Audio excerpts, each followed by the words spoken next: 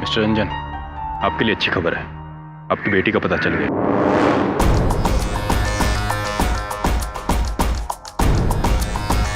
तो यहाँ छुपा रखा है इन कमीनों ने मेरी बेटी को, मैंने छोड़ूंगा नहीं। मिस्टर रंजन, आपकी बेटी की जान दांव पर है। अपनी बेटी के लिए तो मैंने इन किडनैपर्स के सिर्फ एक बार कहने पर 50 लाख रुपए दे दिए, और पुलिस के मना करने के बावजूद भी ये आपने ठीक नहीं किया। मेरी बेटी से बढ़कर इस दुनिया में मेरे लिए कुछ नहीं है मेरे लिए। ठीक है मिस्टर रंजन, आपने जो करना था कर दिया, अब पुलिस को अपना काम करने दीजिए प्लीज। चलो।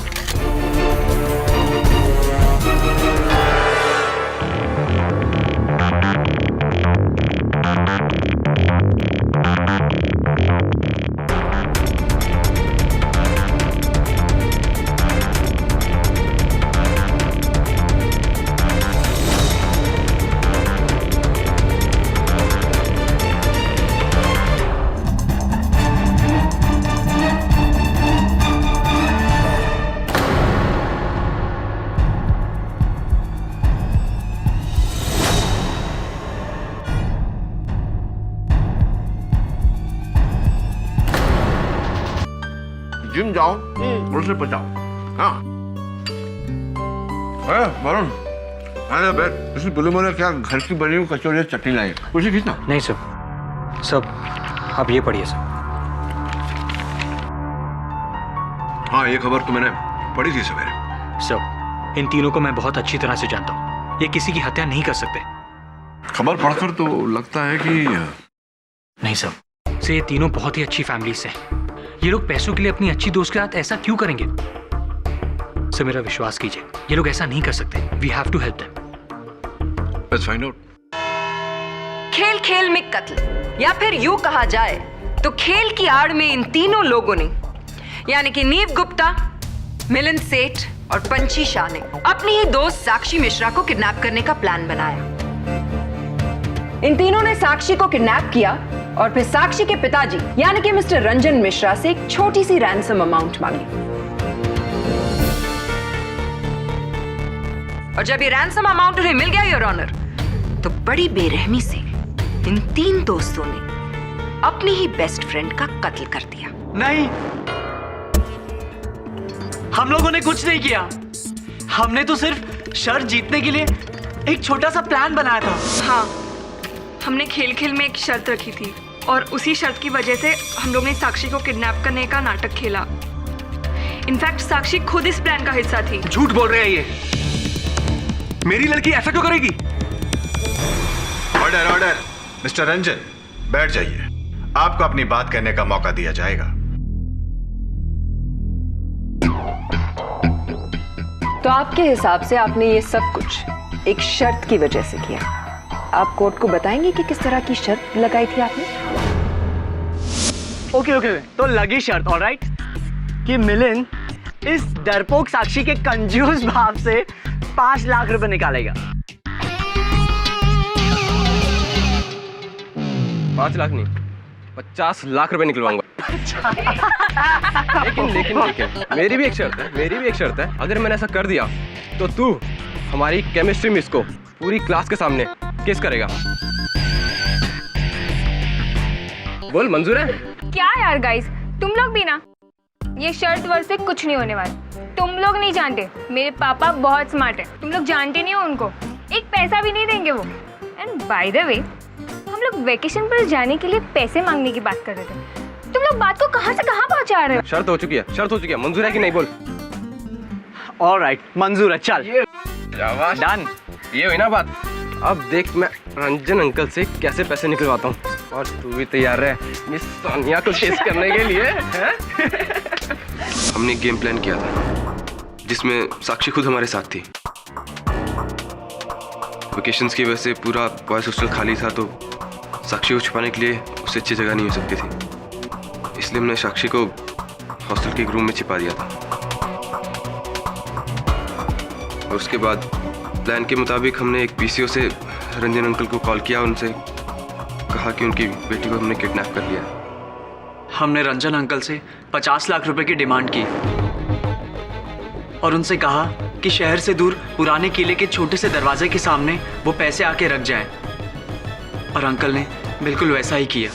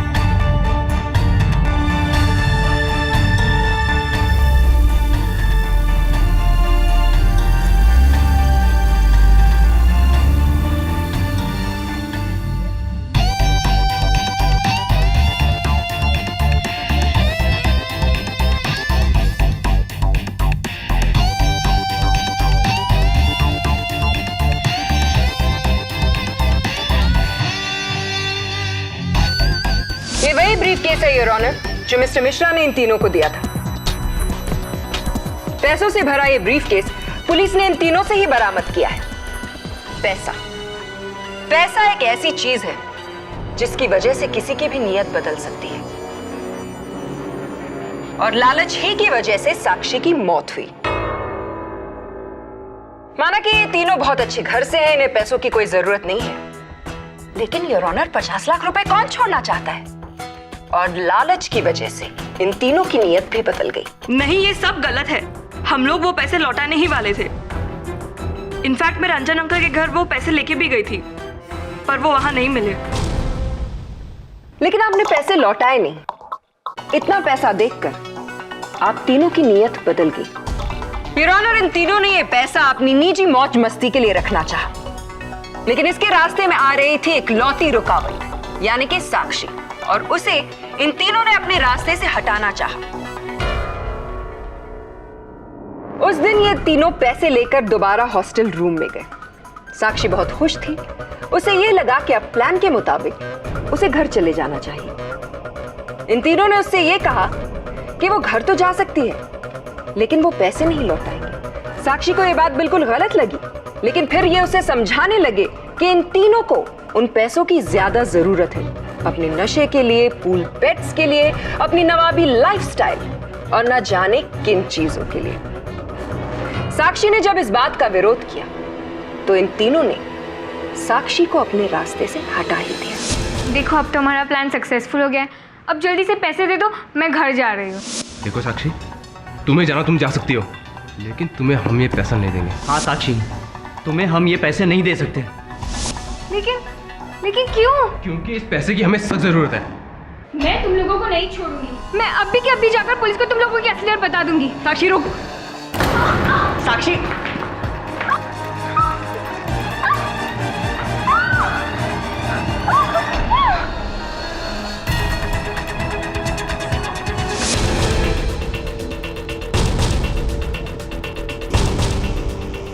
इन तीनों ने किडनैपिंग भी की है और कत्ल भी, और अपनी बात को साबित करने के लिए मेरे पास एक नहीं बल्कि दो चश्मदीद गवाह हैं। सबसे पहले मैं कटघरे में बुलाना चाहूंगी मिस्टर रंजन मिश्रा, यानी कि साक्षी के पिता को। यही है जिन्होंने मेरी बेटी को मारा। मैंने अपनी आंखों से इन तीनों को उसे पंखे पे लटकाते हुए देखा। मेरी बेटी पंखे से झूल रही थी और मैं कुछ भी ना कर सकता। क्या मिला इनको? पूछिए इनसे, पूछिए क्यों मारा उसको। अरे इन्हें 50 लाख चाहिए थे, मैं इनको 1 करोड़ देता, लेकिन उसको मारने की क्या जरूरत थी? क्यों मारा मेरी बेटी को? क्यों मारा? मिस्टर मिश्रा, आप बैठ सकते हैं। योर ऑनर, मैं इंस्पेक्टर दवे को बुलाना चाहूंगी। इंस्पेक्टर दवे, आपको ये कैसे पता चला कि साक्षी मिश्रा हॉस्टल के रूम नंबर 17 में है? मिस्टर रंजन ने अपनी बेटी साक्षी की मिसिंग कंप्लेंट लिखवा रखी थी। हम उनकी बेटी को ढूंढ रहे थे कि करीब 4 बजे किसी पीसीओ से एक अनजान आदमी का फोन आया।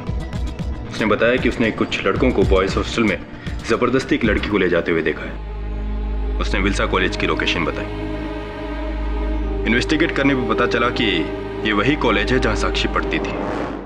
छुट्टियां होने के कारण पूरा कॉलेज बंद था, हॉस्टल बंद था, लेकिन रूम नंबर 17 के स्टूडेंट्स घर नहीं गए थे। यानी कि साक्षी के बेस्ट फ्रेंड मिलिंद और नीव।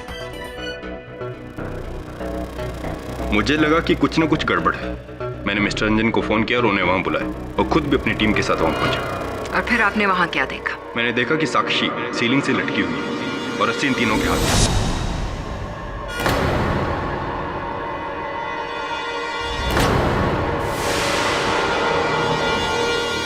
जी नहीं, साक्षी हमारे आने से पहले मर चुकी थी।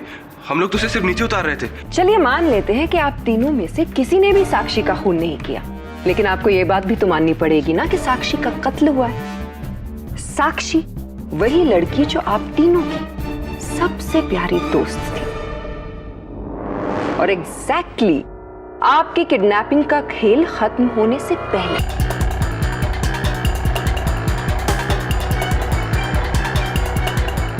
चलिए अब आप अदालत को यह बताइए कि आप तीनों ने मिस्टर मिश्रा से जब पैसे लिए उसके बाद आपने क्या किया? 50 lakhs। आखिर तू शर्त जीत ही गया। आई डोंट बिलीव कि तूने साक्षी के कंजूस डैड से 50 लाख रुपए निकलवाए। मानता है कि नहीं? मानता हूँ यार, मानता हूँ, लेकिन गाइस अब हमको जल्दी से जल्दी ये खेल खत्म कर देना चाहिए यार, क्योंकि अगर साक्षी टाइम पे घर नहीं पहुंची ना तो हम सब लोग पुलिस स्टेशन पहुंच जाएंगे। और क्या पंची, तुम साक्षी के घर जाओ और देखना रंजन अंकल कहीं पुलिस के पास नहीं चले जाएं यार। डोंट वरी नीव, मुझे पता है मुझे क्या करना है। एक काम करो, ये पैसे लेके रंजन अंकल को दो और उनको संभालना और सब कुछ समझाना तुम्हारे जिम्मे है, ठीक है? एक मिनट। ये क्या कर रहा है तू? पैसे क्यों निकाल रहा है? अरे कुछ नहीं, सिर्फ 50,000 है, तू संभाल लेना ना यार। अरे यार लेकिन ये गलत है यार मिलन। बोल रहा हूँ ना, ये सारे पैसे मैं साक्षी को पूरे वापस कर दूंगा, ठीक है? सुन, तो एक काम कर, तू अभी हॉस्टल जा साक्षी के पास, मैं छोटा सा काम निपटा के आता हूँ, ठीक है? उसके बाद हम साक्षी को छोड़ने जाना, ओके? नहीं यार, एक्चुअली मैं अभी क्यों नहीं जा सकता। क्यों नहीं जा सकता भाई? अरे यार मुझे एक बहुत जरूरी काम है, प्लीज समझा करो। साक्षी को छोड़ने से ज्यादा उसके घर पे क्या जरूरी काम है तेरे पे? अरे यार मैं सब कुछ नहीं बता सकता यार मिलिन, ट्राई टू अंडरस्टैंड।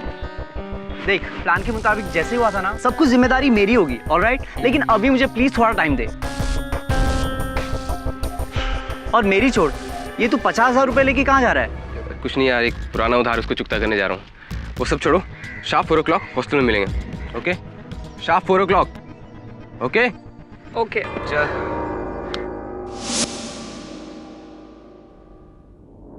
आप सब 4 बजे मिले तो थे, लेकिन साक्षी को घर पहुंचाने के लिए नहीं, बल्कि उसे ऊपर पहुंचाने के लिए। नहीं, ऐसा नहीं है।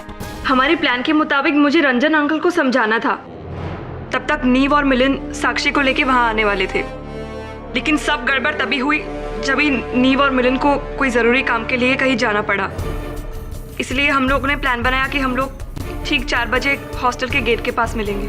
क्या मैं पूछ सकती हूँ कि ऐसा क्या जरूरी काम था जिसकी वजह से आप दोनों इस काम को छोड़कर अपने निजी काम के लिए निकल गए?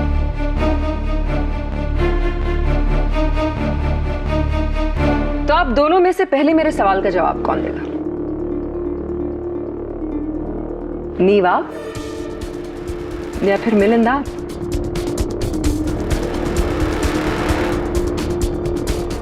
दोनों में से कोई भी जवाब नहीं देना चाहेगा। चलिए मैं ही आपकी इस उलझन को सुलझा देती हूँ। नीव, आप ही क्यों नहीं बताते कि आप किस काम से गए थे? नीव, आपने अब तक मेरे सवाल का जवाब नहीं दिया। आप किस काम से गए थे? शायद आपको याद नहीं आ रहा, तो चलिए मैं ही आपको याद दिला देती हूँ। आपका मकसद था पंची और मिलन से पहले साक्षी तक पहुंचना। जी हाँ योर ऑनर, नीव साक्षी से बहुत प्यार करता था, लेकिन साक्षी नीव को सिर्फ अपना एक अच्छा दोस्त मानती थी। नीव ने सोचा कि उस दिन एक बार फिर से वो साक्षी को मनाने की कोशिश करेगा लेकिन अफसोस साक्षी ने एक बार फिर से उसे मना कर दिया और फिर नीव ने साक्षी का कत्ल कर दिया।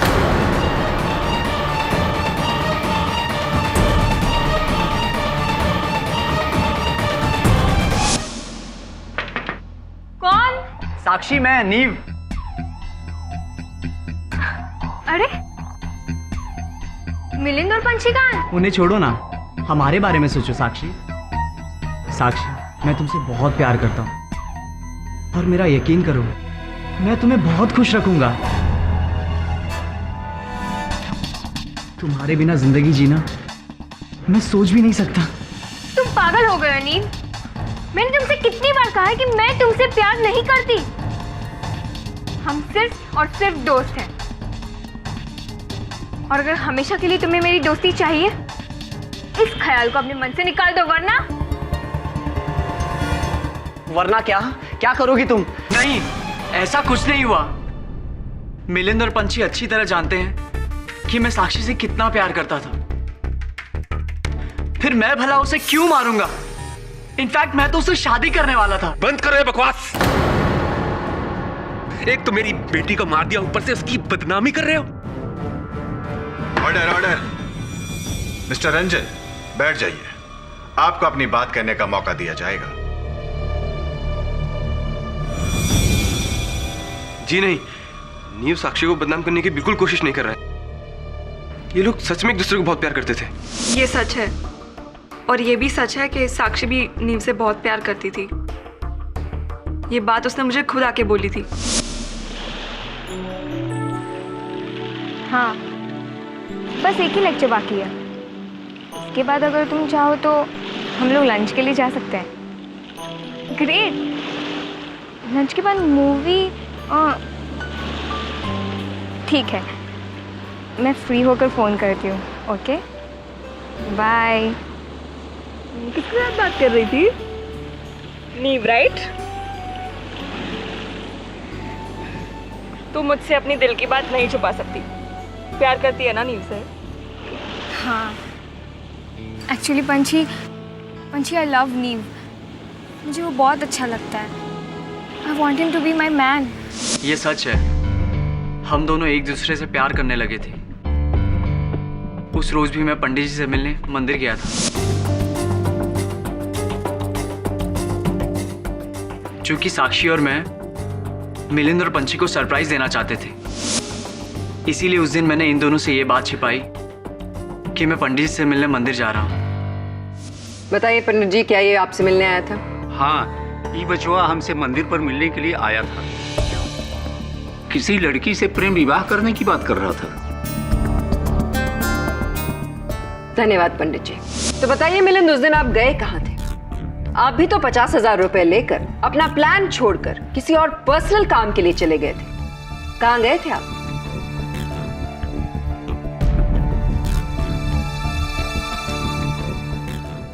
आप मेरी बात का जवाब नहीं दे रहे मिलिंद। कहीं ऐसा तो नहीं था कि आप ही सीधे हॉस्टल पहुंचे थे और आप ही ने साक्षी को मौत के घाट उतार दिया? कौन?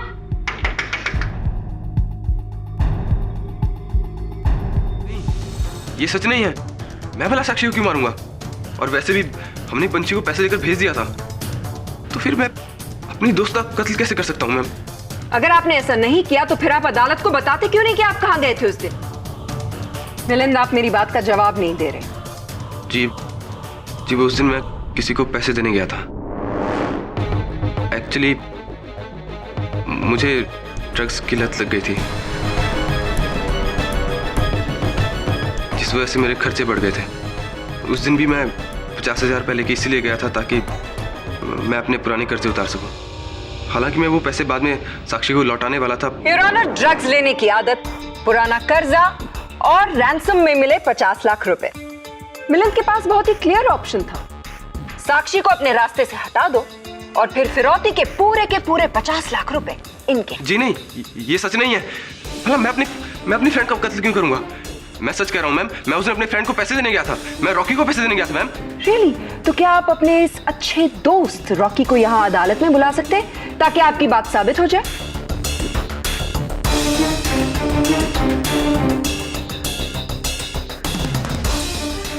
जवाब दीजिए, दोस्त है आपका, बुलाइए उसे।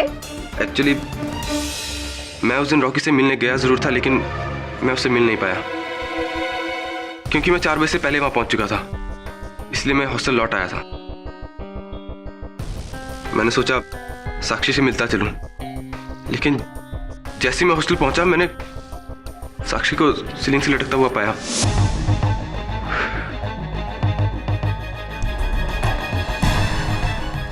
चार बज गए यार, ये नीव और पंछी कहाँ रह गए? चलो मैं साक्षी से मिल लेता हूं।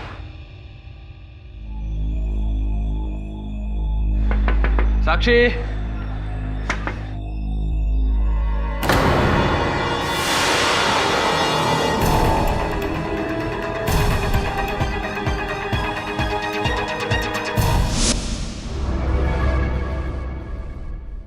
मैं डर गया था।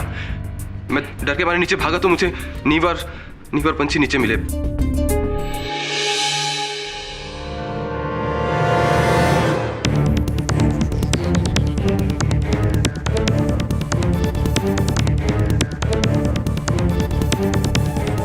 योर ऑनर, अभी अभी एक ऐसे बात का पता चला है जिससे इस केस का रुख ही बदल जाएगा।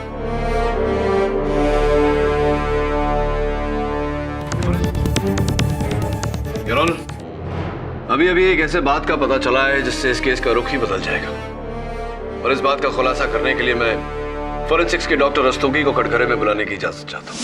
योर ऑनर, मिलिंद, नीव और पंछी को हॉस्टल में लटकती हुई साक्षी की मृत शरीर के पास शाम के 5 बजे पाया गया, जिससे पुलिस ने यह अनुमान लगा लिया कि साक्षी की हत्या इन तीनों ने की है। किंतु योर ऑनर, फोरेंसिक्स के इस रिपोर्ट का कहना है कि साक्षी की मृत्यु 2.5 घंटे पहले, यानी कि 2 और 2.5 के बीच में हो गई थी। क्या मैं सही कह रहा हूँ डॉक्टर रस्तोगी? जी हाँ, क्योंकि 2.5 घंटे पहले ही मिस साक्षी मिश्रा का कत्ल गला दबाने की वजह से हुआ था, इसीलिए कई बार ये बताना मुश्किल हो जाता है कि मौत कितने बजे हुई थी। क्या आपके कहने का ये अर्थ निकाला जा सकता है कि फोरेंसिक्स ये पता ही नहीं लगा पाई कि साक्षी की मृत्यु कितने बजे हुई थी? जी नहीं, एक्चुअली पुलिस को साक्षी की लाश 5 बजे मिली। जांच करने पर यह पता चला कि साक्षी की मौत गला घुटने की वजह से हुई थी, लेकिन प्रॉपर पोस्टमार्टम करने के बाद यह बात सामने आई कि साक्षी की मौत 5 बजे नहीं बल्कि लगभग 2 और 2.5 बजे के बीच में हुई थी।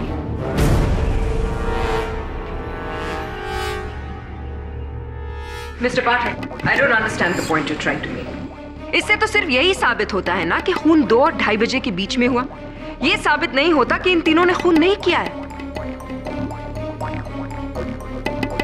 हो सकता है कि साक्षी का कत्ल करने के बाद उन्हें ये बात नहीं समझ आ रही थी कि उसकी लाश के साथ क्या करें, और जब तक ये बात समझ में आई तब तक इंस्पेक्टर दवे वहां पहुंच चुके थे।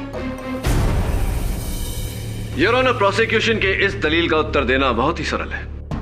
मेरे तीनों मुवक्किल अपने अपने कथन में कह चुके हैं योर ऑनर कि जिस समय साक्षी की मृत्यु हुई उस समय विभिन्न व्यस्तता के कारण ये हॉस्टल पर उपस्थित नहीं थे। मिलिंद अपने दोस्त रॉकी को ड्रग्स के पैसे देने गए थे, पंछी साक्षी के पिताजी से मिलने गए थे, और नीव मंदिर गए थे पंडित जी से मिलने। योर ऑनर, सबसे पहले मैं चाहूंगा कि पंडित जी कटघरे में आकर इस बात पर रोशनी डालें। पंडित जी, आपने पिछली सुनवाई में अपने कथन में कहा था कि ये लड़का नीव गुप्ता आपसे मिलने आया था मंदिर पर। हाँ, मैंने कहा था। तो जिस समय ये आपसे मिलने आया था, समय क्या हो रहा था? यही दोपहर के 2-2:30 बजे, जब मैं मंदिर बंद कर रहा था तभी आया था। और आपसे वार्तालाप करके, बातें करके कितने बजे ये वहां से निकले? अब मुझसे बातचीत किया, आधा पौना घंटा तो लगा होगा। यानी कि अगर कहा जाए कि 2:30 बजे ये आपके मंदिर से निकले तो गलत नहीं होगा।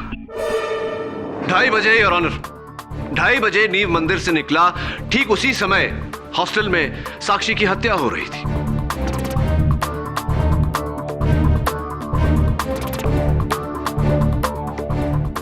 धन्यवाद पंडित जी, आप बैठिए। योर ऑनर, अब मैं मिस्टर रंजन मिश्रा के घर के नौकर गोपाल काका को कटघरे में बुलाने की अनुमति चाहता हूं। गोपाल काका, कृपया कर अदालत को बताएं कि उस दिन पंछी शाह ये आपके घर आई थी आपके मालिक रंजन मिश्रा जी से मिलने? जी, उस दिन वो घर पे आई तो थी, लेकिन मालिक घर पर उस वक्त नहीं थे। मालिक का इंतजार भी किया था इसने। तो किस समय ये आपके घर आई? लगभग 2:15 बजे। लगभग 2:15 बजे। और आप कह रहे हैं कि इन्होंने वहाँ इंतजार किया आपके मालिक का और फिर वहाँ से निकली। कितने बजे निकली थी? लगभग पौन घंटा। 3 बजे योर ऑनर। मेरे प्रश्न में ही मेरे प्रश्न का उत्तर है। फोरेंसिक्स का ये कहना है कि साक्षी की मृत्यु 2:30 बजे हुई और अगर पंछी वहाँ 2:15 से 3 बजे तक थी तो ये साक्षी की हत्यारन कैसे हो सकती है? मिस्टर पाठक, आपने तो सबका काम आसान कर दिया। अगर साक्षी के कत्ल में नीव और पंछी का हाथ नहीं है तो बचा सिर्फ एक इंसान जो कातिल हो सकता है, मिलिंद।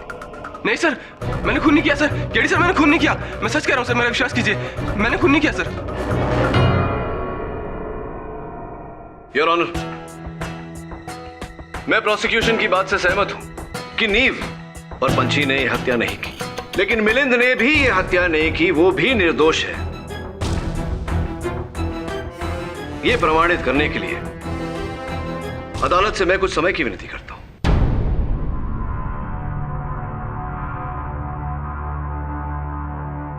यह अदालत अगली सुनवाई तक मुलतवी की जाती है।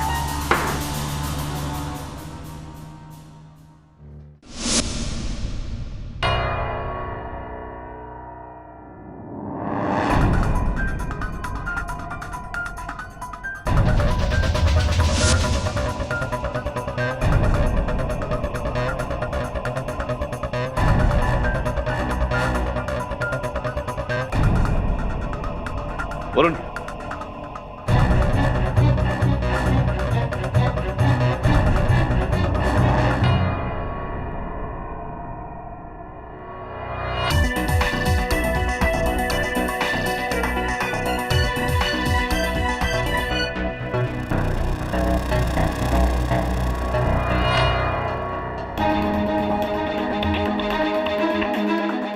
वरुण,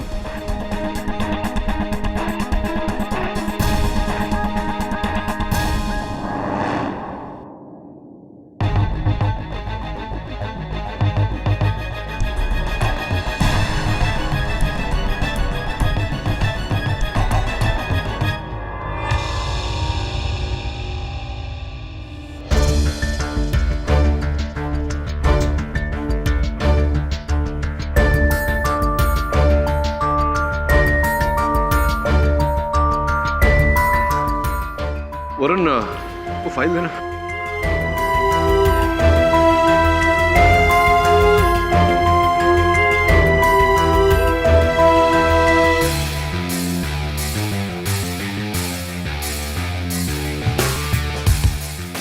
चाबी की और खून की जितनी जल्दी हो सके जांच करा।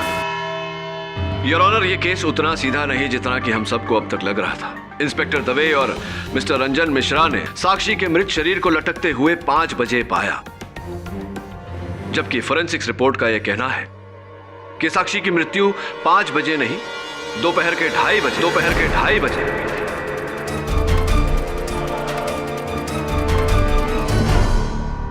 जिस समय योर ऑनर गवाहों के बयान के अनुसार पंछी शाह मिस्टर रंजन मिश्रा के घर गई थी उनसे मिलने, और नीव गुप्ता पंडित जी से मिलने मंदिर गए थे। अब केवल इतना प्रमाणित करना बाकी है कि मेरे मुवक्किल मिलिंद के कथन के अनुसार ये भी उस समय अपने दोस्त रॉकी से मिलने गए थे। क्या आप मेरी बात से सहमत हैं प्रोसिक्यूटर साहब? जी हाँ, बिल्कुल। धन्यवाद। Your honour, I'd like Mr. Ranjan Mishra in the dock, please. Mister Ranjan Mishra, Sakshi की हत्या के दिन आप कहाँ थे? जी, मैं किडनैपर्स को उनकी मांगी हुई फिरौती की रकम देने गया था।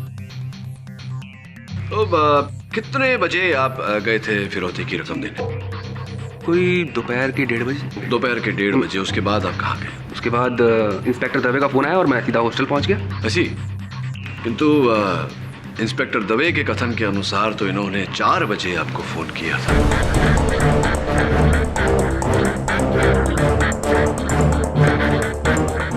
तो 1:30 और 4 बजे के बीच आप कहाँ थे? कहाँ था? अपनी बेटी का घर पर इंतजार कर रहा था। भाई, किडनैपर्स की डिमांड जो पूरी की मैंने। शायद आपसे भूल हो रही है मिस्टर मिश्रा। क्योंकि पंछी शाह और आपके गृह सेवक गोपाल काका दोनों ने अपने अपने कथन में कहा कि जिस समय पंछी आपके घर आपसे मिलने आई थी उस समय आप घर पर उपस्थित नहीं थे। कहाँ थे आप 1:30 और 4 बजे के बीच? भाई कहा ना कि मैं अपनी बेटी की किडनैपिंग को लेकर बहुत परेशान था और किडनैपर को पैसा देने के बाद मैं भगवान से यही दुआ कर रहा था कि मेरी बेटी को जल्द से जल्द घर वापस आ जाए, बस। भगवान से दुआ कर रहे थे? भगवान से दुआ कहाँ पर कर रहे थे? किसी मंदिर में, मस्जिद में या बॉयज हॉस्टल में?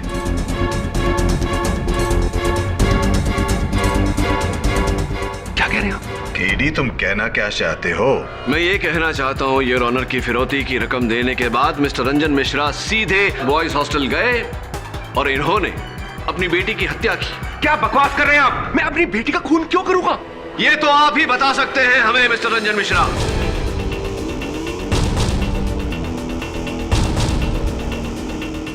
केडी, साफ साफ कहो, तुम कहना क्या चाहते हो? योर ऑनर, कहानी कुछ इस तरह। फिरौती की रकम देने के बाद मिस्टर मिश्रा सीधा बॉयज हॉस्टल पहुंचे क्योंकि ये जान चुके थे कि इनकी बेटी साक्षी को कहां रखा जा रहा है।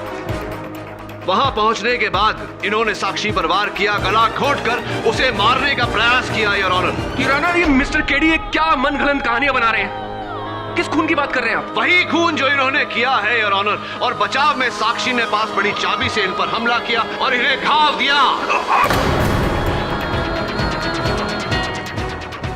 यही घाव यार, जरा अदालत को बताने का कष्ट करेंगे?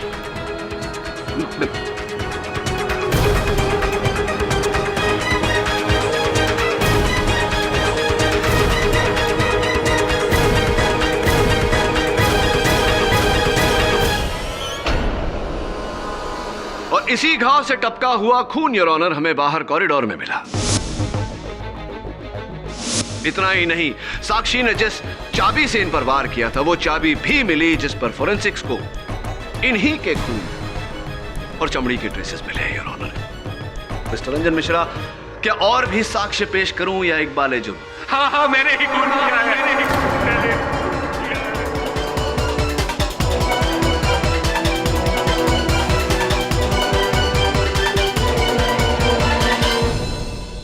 ये तीनों तो मेरी सिर्फ प्लानिंग का शिकार हुए थे। इन्हें तो इस्तेमाल किया था मैंने। उस दिन जब मैं फिरौती की रकम देने के बाद अपनी कार लेकर वापस आ रहा था,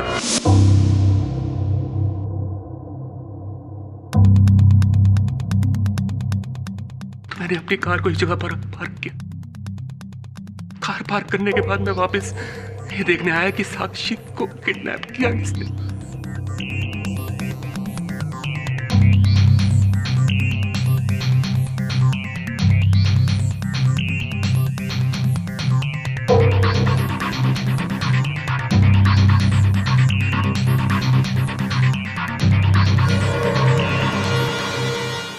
अब हमको जल्दी से जल्दी ये खेल खत्म कर देना चाहिए, क्योंकि अगर साक्षी टाइम पे घर नहीं पहुंची ना तो हम सबका गेम खत्म और हम लोग सीधे पुलिस स्टेशन, समझा?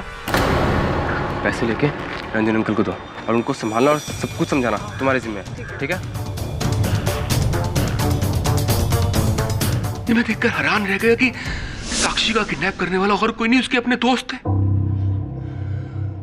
इससे अच्छा मौका मुझे और नहीं मिल सकता था। साक्षी। कौन? साक्षी बेटा, मैं पापा। दरवाजा खोलो बेटा। देखो बेटा, डरो मत। साक्षी, मुझे तुम्हारे दोस्तों ने सब कुछ बता दिया है। पापा, आप हमसे नाराज तो नहीं है ना? बेटा, मैं आपसे नाराज नहीं, इनफैक्ट मैं तो आपसे बहुत खुश हूँ कि आप बिल्कुल ठीक हैं और ये सब एक मजाक था। I am happy. पापा, I am really really sorry. हमें ऐसा नहीं करना चाहिए था। नहीं साक्षी, नहीं। तुम लोगों ने तो बहुत अच्छा किया। तुम लोगों के ऐसा करने पर ही तो मुझे मौका मिला तुम्हें अपने रास्ते से हटा देने का।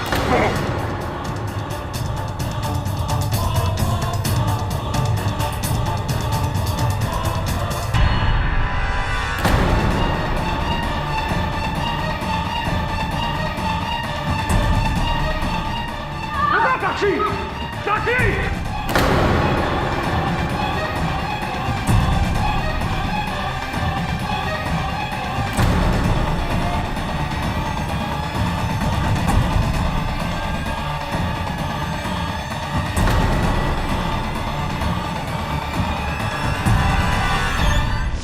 उसकी बीमार और विधवा माँ से मैंने शादी इसलिए की कि उसके मरने के बाद उसकी सारी जायदाद को मैं ले सकूं।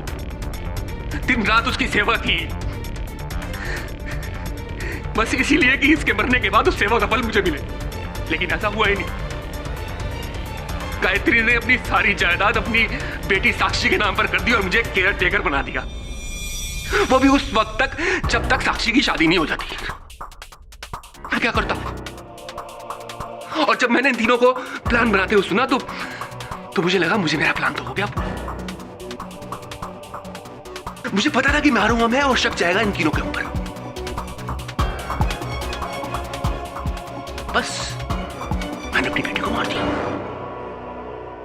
मैंने अपनी बेटी को मार दिया। बेटी को मार। The defense rests, Your Honor. यह अदालत नीव, पंछी और मिलिंद को बाइज्जत बरी करती है और मिस्टर रंजन मिश्रा को अपनी बेटी के कत्ल में दोषी पाते हुए उम्र कैद की सजा सुनाती है। The case is closed.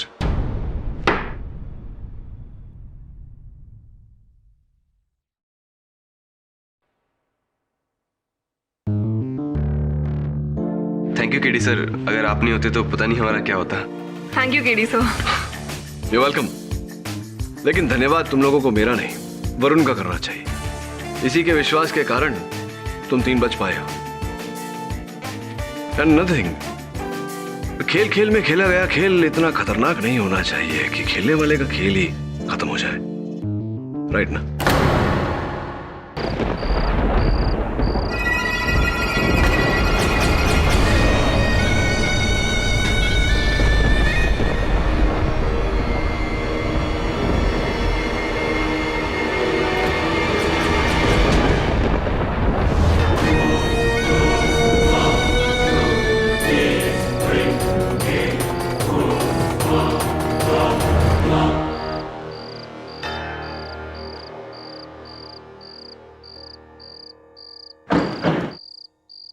Thakur साहब, नीलाक्षी ये यहाँ क्या कर रही है? नीलाक्षी? ठाकुर साहब, जरूर कुछ गड़बड़ है। भाई साहब, भाई साहब, भाई साहब! बड़े ठाकुर,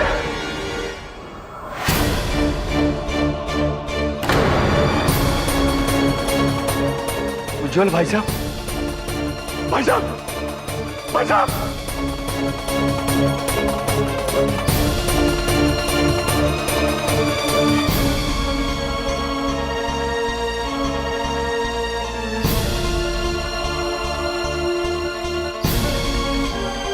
भाई साहब तो मर गए। इनके पैर पे सांप के कांटे का निशान है। ये नीलाक्षी का ही काम है। तुम्हारा शक सही था मस्तानी, वो लड़की नागिन है। दिसंबर चाचा, गांव वालों को इकट्ठा करो, हम उस नागिन को नहीं छोड़ेंगे।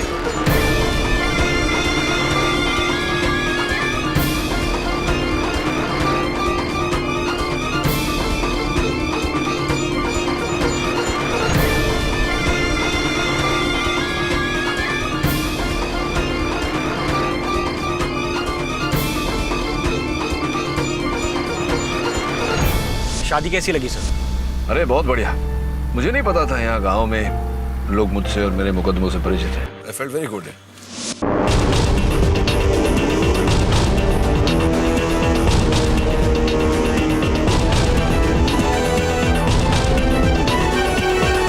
परिचित है?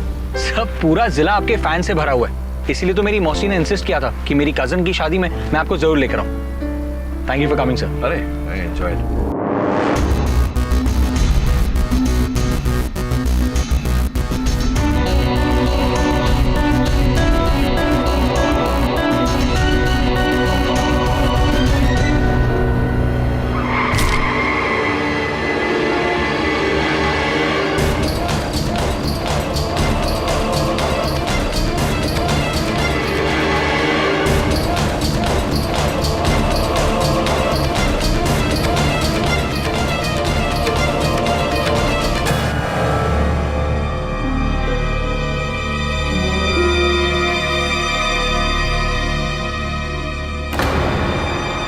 साहब, ये लड़की हमारे हवाले कर दो। मैं इस गांव का सरपंच हूँ, आप जाओ यहाँ से। क्यों पीछे पड़े इसके? क्या किया इसने? हत्यारन है ये। मेरे भाई साहब ठाकुर उज्जवल सिंह की जान ली है। लेकिन उसके लिए तो कानून है ना, आप लोगों ने कानून अपने हाथ में क्यों लिया है? साहब जी, ये कोई आम मुजरिम नहीं है जो कानून इसका फैसला करेगा। ये एक इच्छाधारी नागिन है।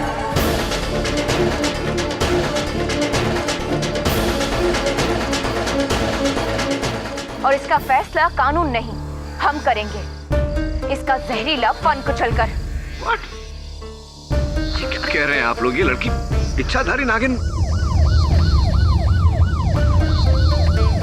देर आए पर दुरुस्त आए। लो आ गया कानून। चल नागिन।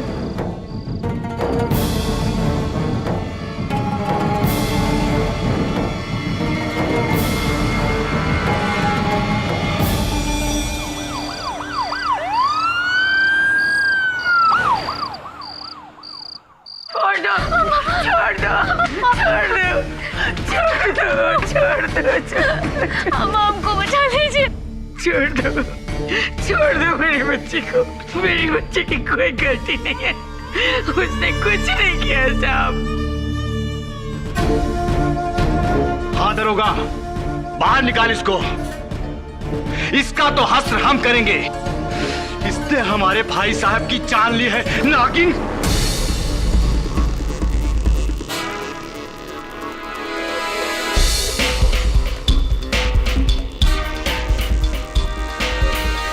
ये क्या कर रहे हैं आप लोग? कौन से युग में रहते हैं आप सब? इच्छाधारी नागिन, ये तो कथाओं की बात है, होता नहीं है ऐसा कुछ। आपके शहर में नहीं होता होगा साहब। आपके शहर में तो लोग भगवान को भी नहीं मानते। ये सब तो दूर की बात है। देखिए साहब, आप यहाँ नए आए हैं, आप इस लड़की के बारे में कुछ नहीं जानते हैं। हम इसे बचपन से जानते हैं, इसका पूरा इतिहास जानते हैं। तो कहना क्या चाहते हैं आप कि ये बच्ची नागिन का रूप लेकर डसती है सबको? अटर नॉनसेंस, अनबिलीवेबल, अंधविश्वास की हद होती है। ओ भाई साहब, तुमको तसल्ली दिलाना हमारा काम नहीं है। अपना रास्ता नापिए, ये हमारा आपस का मामला है। चले जाइए। साहब, साहब हमें छोड़ के मत जाइएगा साहब। साहब हमके जाने के बाद ये लोग हमको मार डालेंगे। मेरी बच्ची।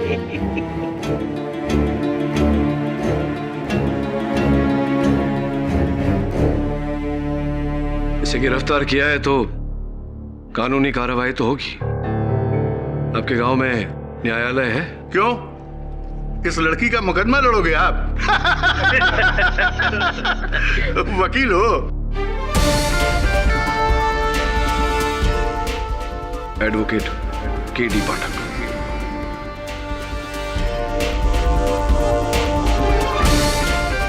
और के.डी. पाठक के होते हुए कभी किसी बेगुनाह को सजा नहीं हो सकती। बाकी की पहचान अदालत में दूंगा। चल वरुण, राम, इस केस के निर्णय होने तक अगर मेरे मुवक्किल को खरोंच भी पहुंची तो उसकी उत्तरदायी आप होंगे, इंस्पेक्टर राम। रली आ रहा।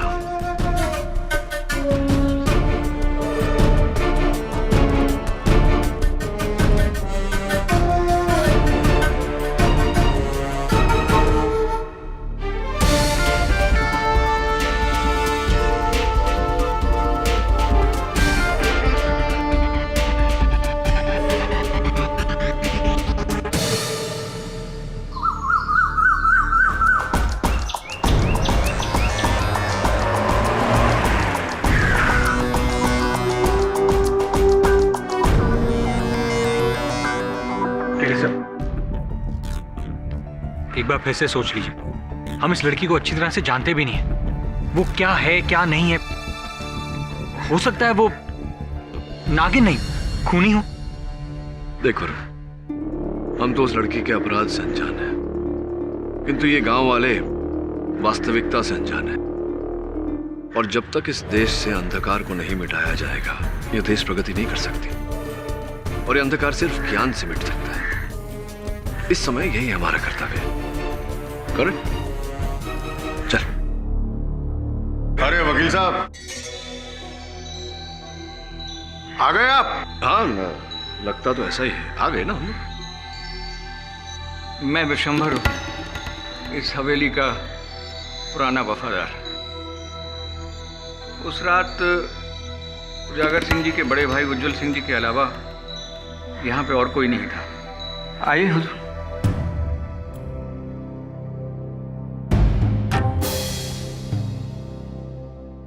वकील साहब, हमने यहां से ठाकुर साहब की लाश उठाई थी। पैर में सांप का काटा, बदन नीला पड़ा, जहर से मौत। क्लियर केस, एकदम क्लियर। हो सकता है सांप पीछे से कहीं झाड़ियों से आया हो। नहीं नहीं, इस हवेली में सांप का होना तो असंभव है। अरे वकील साहब, हवेली में क्या, इस पूरे अमरौली गांव में पिछले 150 साल से किसी ने सांप को नहीं देखा। रिकॉर्ड है, रिकॉर्ड। अब आप ही बताइए, इसका क्या मतलब है? आप सुलझे हुए लगते हैं चाचा, आप बताइए, क्या वो लड़की नागिन हो सकती है? नहीं, वो नागिन नहीं है, वो विषकन्या है। ठीक कह रहे हैं चाचा।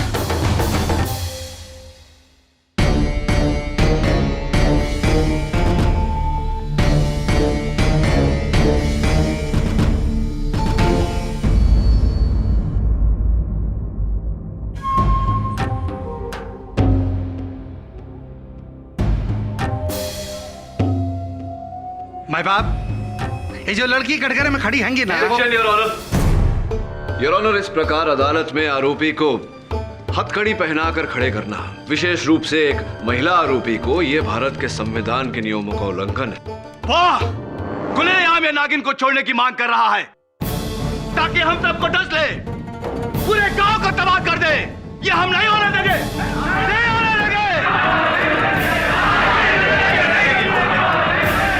देखिए पाठक साहब, आप इस बात की चिंता मत कीजिए। आप केस शुरू कीजिए। चमनलाल, पंखा तेज करो।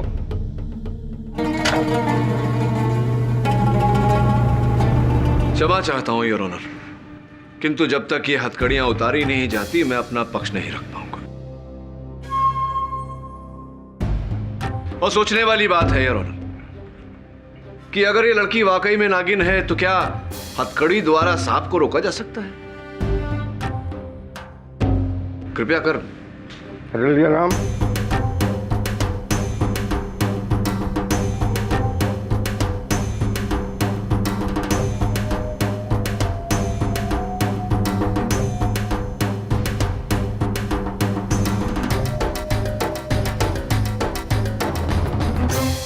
खुश हैंगे वकील साहब, खुश हैंगे। हाँ, बड़े शहर के बड़े वकील साहब।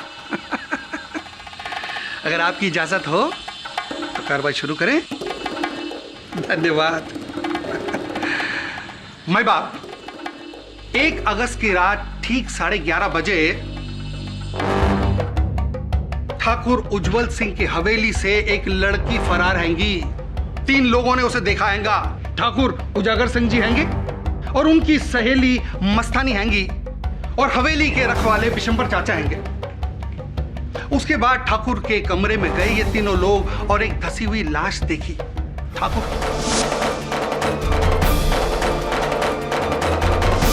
माय बाप, गांव वालों का कहना हैगा कि ये लड़की नागिन हैंगी। अब कैसे मान ले कि ये लड़की नागिन हैंगी?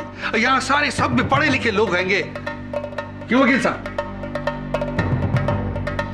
अब प्रोसिक्यूशन का यह दावा हैगा कि यह लड़की ठाकुर की हवेली में उस रात अपने साथ एक नाग लेकर गई और उस कमरे में उस नाग को छोड़ा। उस नाग ने ठाकुर को डसा।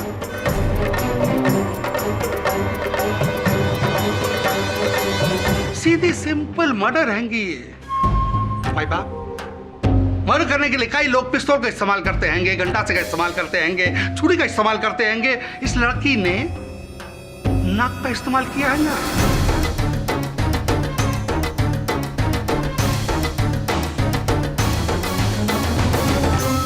अरे साहब, इसे मुझे बाहर से नाग लाने की क्या जरूरत है? ये तो खुद ही सांप है। नागिन कहेंगी। Objection your honour. Your honour, इस प्रकार अदालत की कार्यवाही के बीच में बोलकर कार्यवाही को खंडित करना, भंग करना, ये अनुचित है योर ऑनर। मस्तानी जी, आप यहाँ आकर के अपनी बात कहिए। वैसे तो पूरा अमरौली इस नीलाक्षी की कहानी के बारे में अच्छे से जानता है, लेकिन इस नए वकील के लिए हम ये कहानी फिर से दोहरा देते हैं। हुआ ये था कि 20 साल पहले इस विधवा दुलारी को ये लड़की छत्तीसगढ़ के जंगलों में मिली थी, वो भी सांपों के डेरे के बीच में।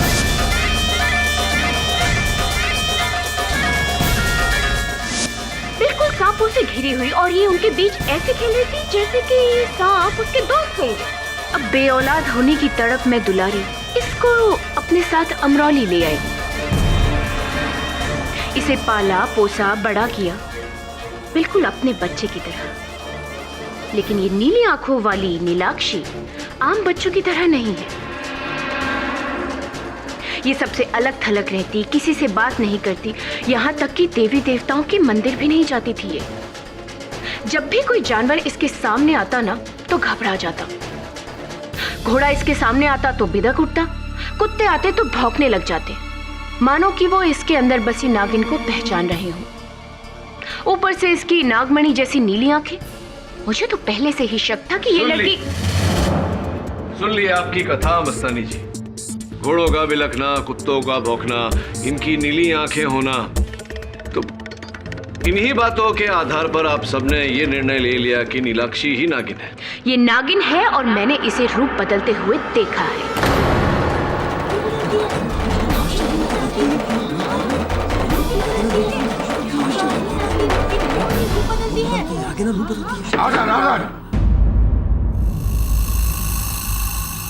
अच्छा, अगर आपको आपत्ति ना हो तो कुछ प्रश्न करो। धन्यवाद।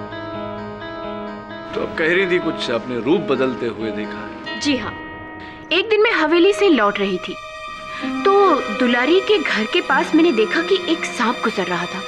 पहले तो मैं एकदम घबरा गई कि भाई इतने सालों से जब अमरौली में एक भी सांप नहीं देखा गया तो ये सांप आया कहां से। लेकिन फिर भी जैसे तैसे हिम्मत करते हुए मैं आगे बढ़ी और उस सांप का मैंने पीछा किया, और मैंने देखा कि वो सांप एक पेड़ के एक सिरे से घुसा और थोड़ी ही देर बाद दूसरे सिरे से ये नीलाक्षी बाहर निकली।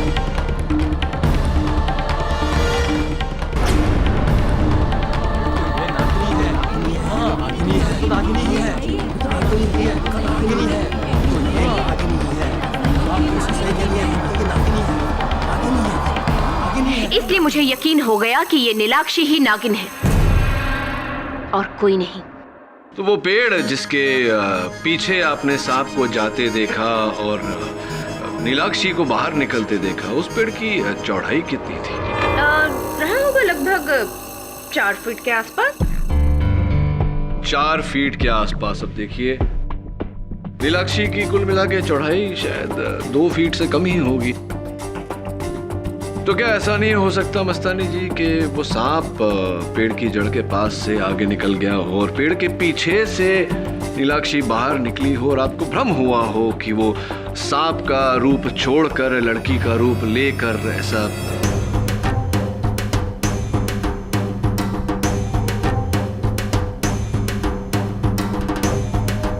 जी नहीं, जब इतने सालों से अमरौली में कोई सांप देखा ही नहीं गया तो फिर वो सांप आया कहां से? और एक अकेली मैं ही नहीं हूँ जो इस नीलाक्षी की सच्चाई के बारे में जानती हूँ। अगर आप चाहे तो हमारे मंदिर के पंडित जी पुरोहित जी से ही पूछ लीजिए। जज साहब, आपकी अनुमति हो तो पुरोहित जी को बुलाएं। जय मां दुर्गे, जय मां दुर्गे, जय मां दुर्गे।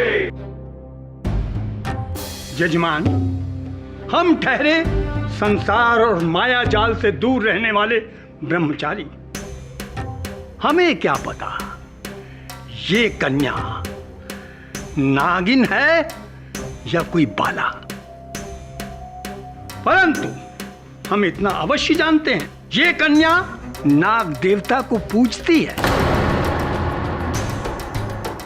हमने कई बार इसको नाग देवता की मूर्ति के सामने नमन करते हुए देखा है।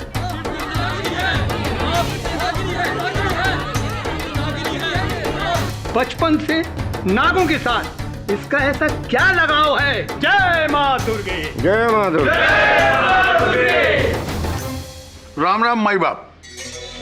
अब आप तो जानते हैं हम कानून के आदमी हैं और दूसरा हम वर्दी में। झूठ बोलने का तो कोई चांस ही नहीं। ये जो लड़की है ना बहुत ही अजीब, इसका हरकत भी नागिन जैसे ही है। अब एक बार हम भरी बरसात में तालाब के किनारे से जा रहे थे। अब आपको क्या बताएं माई बाप, हम देखे कि ये तालाब के किनारे बैठ के मेंढक को पकड़ के खा रही थी।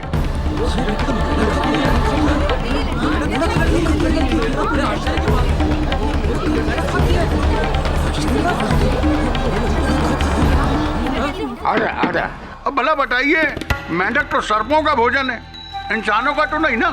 जैसे जैसा प्रांत जैसे लोग वैसा भोजन। चीन में तो बड़ा विशेष भोजन माना जाता है मेंढक को। अरे वहाँ खाते होंगे वकील साहब। देखिए आपको बताएं, जिस तरीके से बड़े ठाकुर साहब की मौत हुई है ना, और इस लड़की की अजीब हरकतें, मेरा तो पूरा डाउट माई बाप इसी लड़की पे जाता है, सिर्फ इसी लड़की पे जाता है साहब। माई बाप, इसके लक्षण नागिन के भले ही ना हो, पर एक बिस्कन्या के जरूर हैं। एक बार स्कूल में हुजूर इसको बिच्छू ने काट लिया। हमें तो लगा कि ये गई काम से, लेकिन चुटकी बजाते ये ठीक हो गई। मैं तो तभी भाग गया था कि इस पर जहर का कोई असर नहीं होता। इसकी रगों में खून के साथ साथ जहर दौड़ता है। ये बिस्कन्या है, बिस्कन्या हुजूर, बिस्कन्या।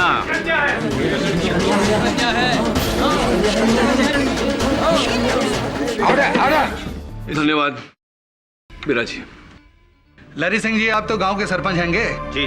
आपकी आवाज गांव की आवाज हैगी। बिल्कुल सही कहा आपने। तो बताइए, ये लड़की विषकन्या हैगी या नागिन, या केवल परिस्थितियों के शिकार? जज साहब, नीलाक्षी को मैं बचपन से जानता हूं।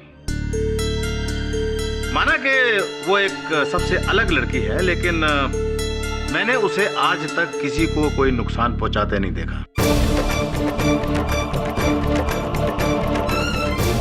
मैं नहीं मानता कि वो कोई विषकन्या है या नागिन।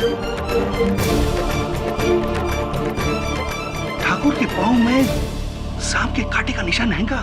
भाई, मैं वो नहीं जानता। नीलाक्षी, उस रात तुम उस कमरे में थी। अदालत को बताओ कि किन परिस्थितियों के चलते तुम हवेली पहुंची।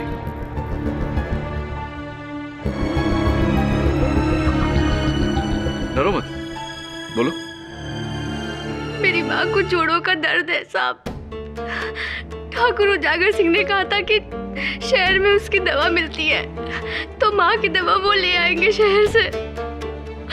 और बड़े ठाकुर के बुलाने की वजह से मैं उनके पास वो दवा लेने गई थी।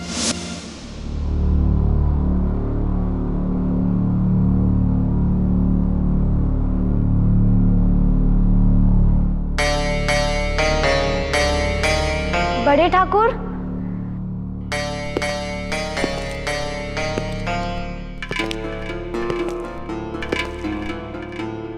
नीलू, ऊपर आ जा। घबरा मत, कोई नहीं है हवेली में। नहीं बड़े ठाकुर, वो माँ की दवाई लेने आए थे हम।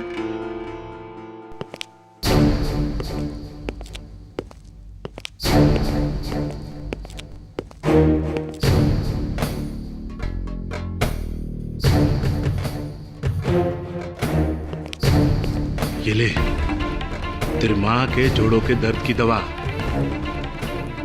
और सुन, 1 महीने में दर्द छूमंतर। बड़े ठाकुर धन्यवाद जी। इसके पैसे? अरे पैसे तुझसे किसने मांगे? कभी मांगे हैं? अपनी माँ के लिए उपहार समझ। और सुन, मैं तेरे लिए भी एक उपहार लाया हूं। ला, इसे दे।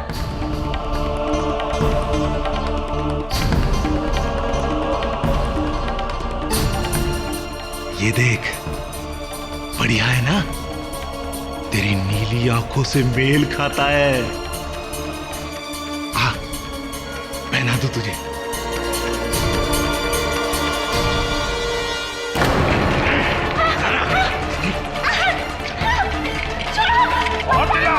कोई नहीं है हवेली में।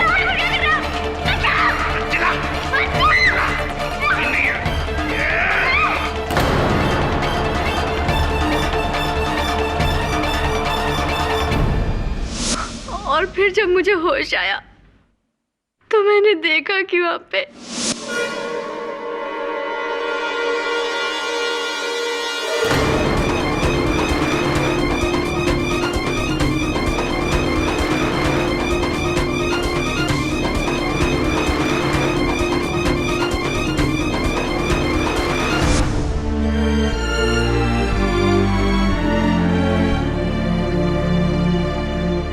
साहब, यदि ये शहर होता तो नीलाक्षी पर किए गए जबरदस्ती का साक्ष्य फोरेंसिक्स द्वारा बड़ी सरलता से हमें मिलता, किंतु यहाँ इन बातों के लिए समय लगता है और वो हमारे पास नहीं। इसीलिए चंद तस्वीरें दिखाना चाहता हूं। इनमें साफ रीत से दिखाई पड़ता है योर ऑनर, ठाकुर उज्जवल सिंह के शरीर पर इनके नाखूनों के खरोंच हैं, उनके हाथों पर इनके काटने के निशान और इनके गाल पर वो लाल दाग जो ठाकुर उज्जवल सिंह के थप्पड़ मारने के कारण हुआ। इससे पूरी तरह सिद्ध होता है योर ऑनर कि नीलाक्षी का कथन सच्चा है। ये शिकारी नहीं बल्कि खुद शिकार हुई है।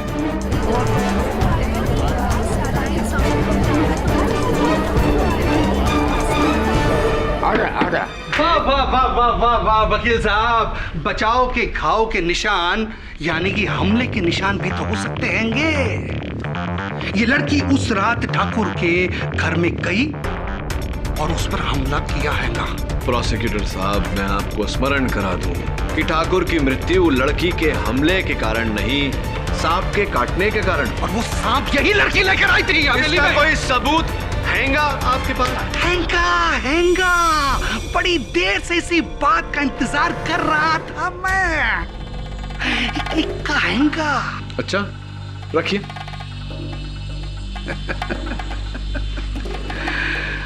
मैं बाप, आज सवेरे इंस्पेक्टर रलिया राम जी नीलाक्षी के घर के आंगन से एक सांप की केचली मिली।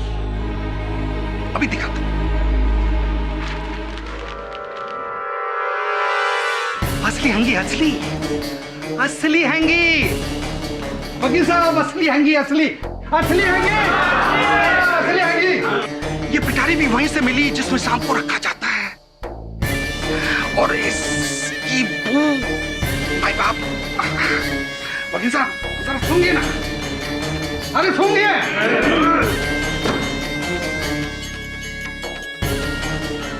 भाई बाप, इस बात का प्रमाण तो मिल गया कि अमराली गांव में एक सांप है। ये लड़की नागिन हैंगी या नहीं ये तो नहीं पता, मगर इस लड़की का उस सांप से रिश्ता पक्का हैगा।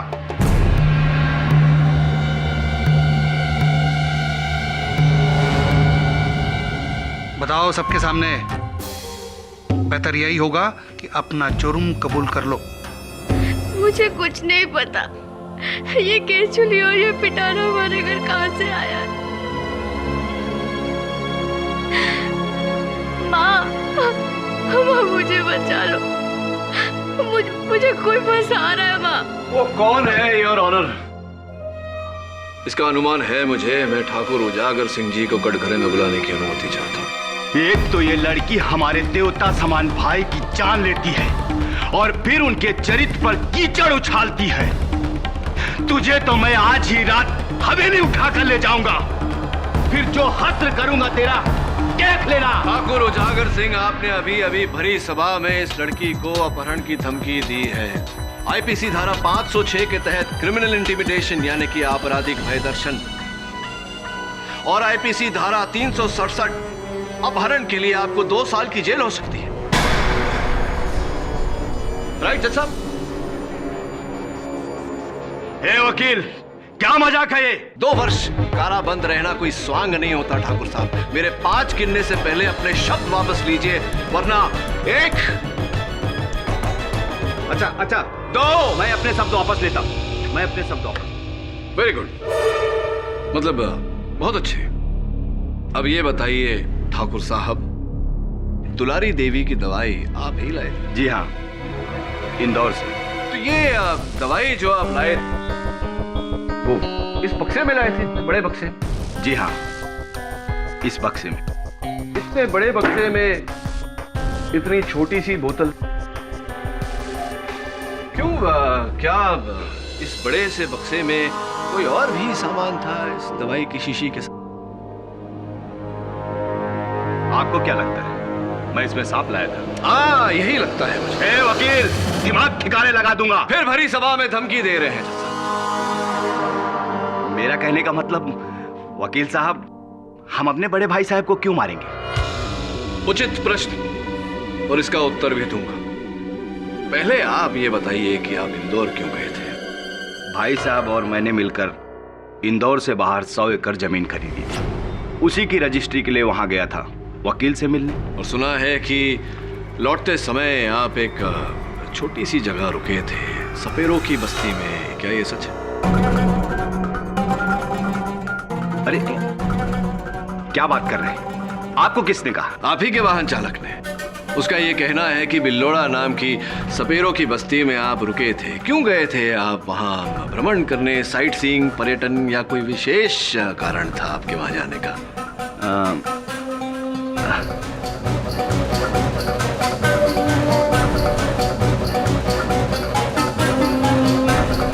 सोचिए सोचिए। हाँ, दवा लेने। दवा लेने? कौन सी दवा? अरे वही जोड़ों की दर्द की दवा जो दुलारी ने मंगाई थी। वहां एक बूढ़ा सपेरा रहता है जो जंगली जड़ी बूटियों से दवाइयां बनाता है, वही दवा लेने गया था। दवा लेने गए थे आप उजागर सिंह जी, लेकिन दुलारी देवी के मर्ज की दवा नहीं, अपनी मर्ज की दवा लेने गए थे आप। वो सांप जिसने आपके भाई साहब को डसा और वो चल बसे।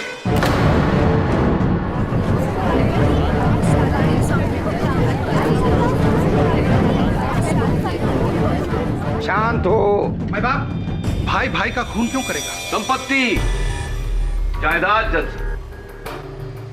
वो 100 एकड़ की जमीन दोनों भाइयों ने मिलकर खरीदी थी, लेकिन पंजीयन सिर्फ आपके नाम पे की गई है उजागर सिंह जी।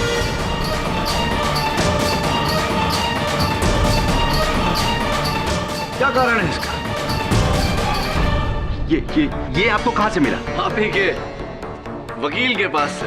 चलिए चलिए चलिए, अभी मेरे प्रश्न का उत्तर दीजिए कि क्यों जब आप दोनों भाइयों ने मिलकर वो 100 एकड़ जमीन खरीदी थी, ये सिर्फ आपके नाम पे रजिस्टर की गई है? कहीं ऐसा तो नहीं कि आपको ये विश्वास था कि आपके भाई साहब वो जमीन देखने के लिए जीवित नहीं रहे? देखिए वकील साहब, ये हम भाइयों का जाति मामला है, इससे इस कत्ल का कोई लेना देना नहीं। लेना देना तो तभी साबित होगा ना जब वकील साहब ये साबित कर देंगे कि उजागर सिंह जी ने ही वो गुमनाम सांप ठाकुर के कमरे में छोड़ा था। क्यों वकील साहब, सबूत हैगा? दुर्भाग्यवश इस समय तो नहीं, किंतु अगर लेकिन किंतु परंतु ये सब जब सबूत लाने तक रोक कर रखिएगा वकील साहब, क्योंकि वो सांप उजागर सिंह जी के पास नहीं, नीलाक्षी के पास पाया गया था। तो साहब, मैं इस बात की पुष्टि करने के लिए नीलाक्षी की माताजी दुलारी देवी को बुलाना चाहूंगा। दुलारी देवी जी, आपकी बेटी के विरुद्ध इस अदालत में जो आरोप लगाए गए हैं, उन्हें सुनकर आपके दिल पर क्या बीत रही होगी, ये मैं अच्छी तरह से समझ सकता हूँ। इन निराधार आरोपों के उत्तर में क्या कहना चाहेंगी?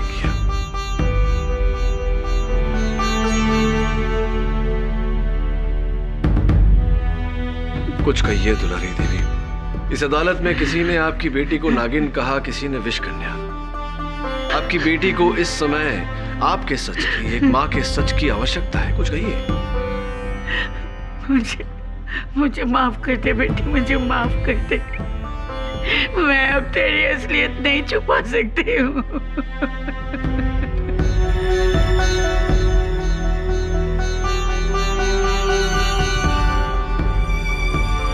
जज साहब, मेरी बेटी एक नागिन है। ये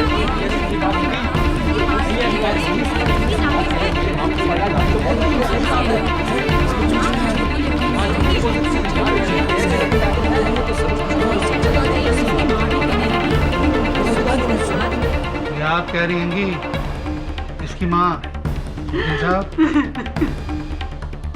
जब से ये मुझे मिली है, हर नाग पंचमी के दिन ये अपना रूप बदल कर नागिन बन जाती है।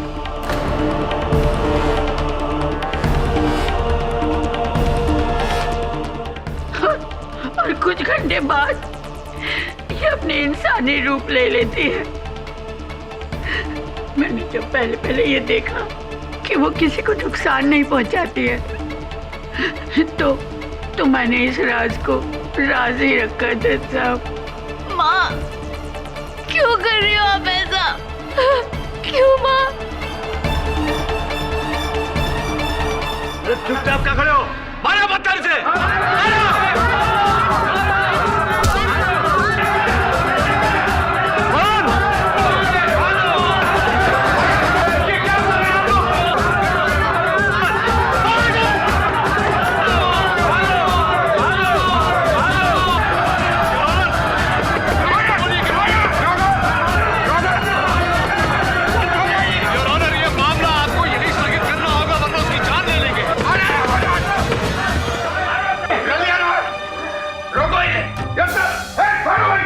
ये अदालत अगले सोमवार तक मुलतवी की जाती है। आप सब लोग जा सकते हैं।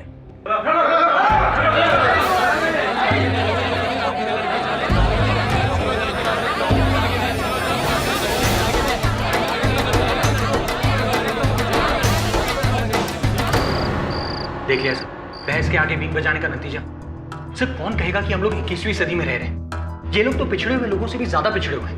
नाग नागिन की कहानियां, सर मुझे तो ऐसी फिल्मी कहानी हजम नहीं होती, और ये लोग इसे असलियत बनाकर जी रहे हैं। Sir this is the limit sir. Varun, sir मुझे तो लगता है कि गांव वाले पागल हो गए हैं। Varun, calm down. वातावरण को समझ। सही कह रहे तू। ये गांव पिछड़ा हुआ है, इसीलिए यहाँ लोग पिछड़ी हुई बातें करते हैं। चौंका देने वाली बात तो दुलारी देवी का अपनी बेटी नीलाक्षी पर वो आरोप लगाना है। सब फंसा रही होगी इन सबके साथ मिलकर सर। सौतेली माँ जो है उसकी। नहीं वरुण, दुलारी देवी की आंखों में मैंने नीलाक्षी के लिए जो प्यार देखा है वो सगी मां से भी बढ़कर है। ये तो स्पष्ट है कि वो किसी के दबाव में आकर झूठ बोल रही है। प्रश्न है कि किसके दबाव में?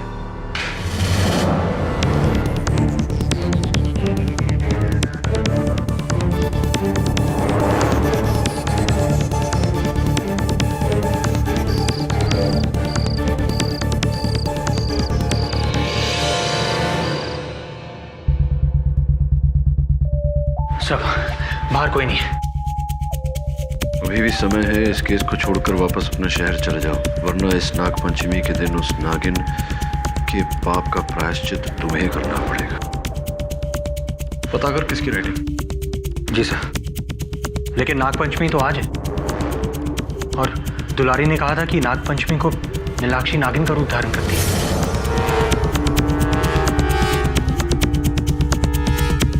आज नाग पंचमी के दिन तुझे खाना नहीं, दूध पिलाना चाहिए।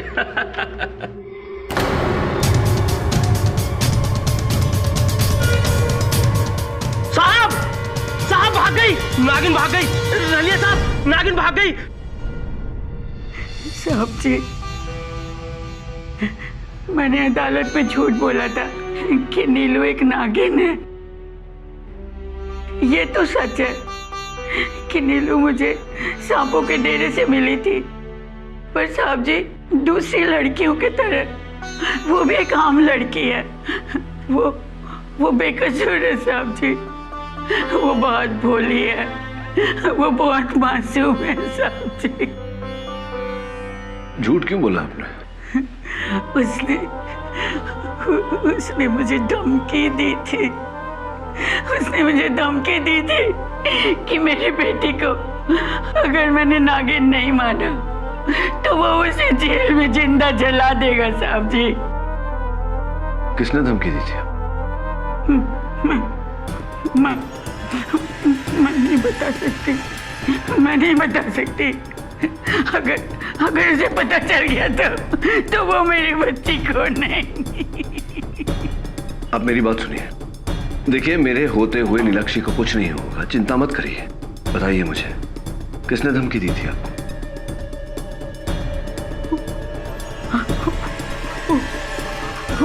उजागर सिंह।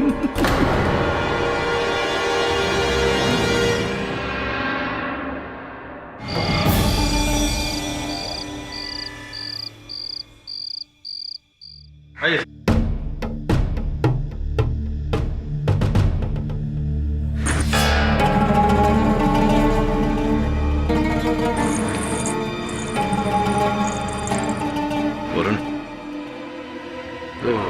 नीलाक्षी की बहन है। नीलाक्षी तो जेल में है सर। तो फिर रख। ठाकुर साहब,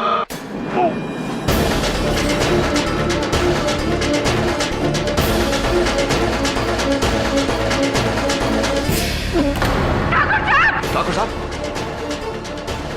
ठाकुर साहब, माय गॉड, सांप को काटा है।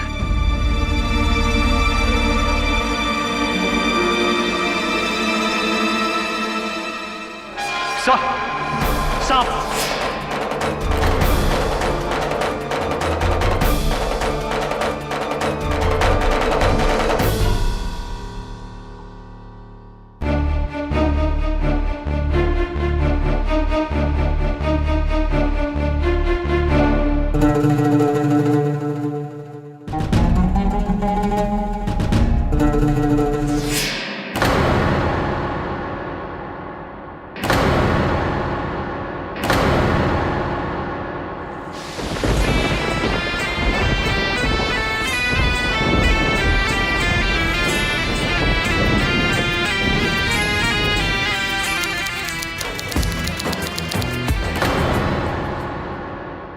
और भी दिलचस्प कहानी देखने के लिए हमारे चैनल को सब्सक्राइब करें और बेल आइकॉन दबाना न भूलें।